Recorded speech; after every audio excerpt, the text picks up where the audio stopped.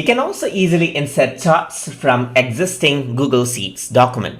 In order to do that, you can go into Insert right here and then go into Chart and then click on From Sheets. So in our previous lessons, we created some charts. So we have some existing charts right here. So you can select the one you want to insert chart from and click on Select, just like this. So here you can select the chart you want to import and then link them to spreadsheet as well. This is usually handy if you want to keep on changing the data. So once you click on import, it'll be imported out here as you can see. But let's just create a chart from scratch in Sheet and then bring it onto Google Docs document, because that is what might be easier. So I created a new Google Sheet, which is another application in Google Docs right here.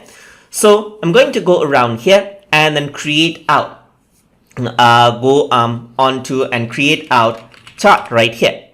In order to access again, you can go to docs.google.com/spreadsheets right here, and then you can make up this document.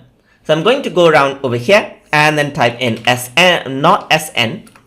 Maybe I want to type in, okay, item, just like this, price, and then quantity sold, just like this.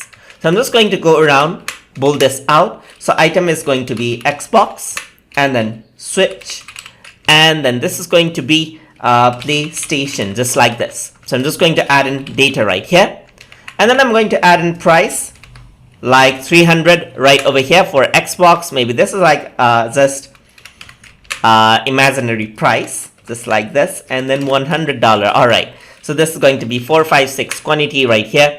So in order to go around and make this a chart, I'm just going to select this out, and then I'm going to go around right here and then go around into Insert and then make a chart from it. So I'm just going to click on Chart, just like this, and a chart is created on the basis of it, as you can see right here. So the quantity sold and everything is here. So you can go around right here, and then there's like a different chart that you have. You can go around and then select out, and you have a different chart right over here, as you can see. So depending on what chart you need, you can just go around.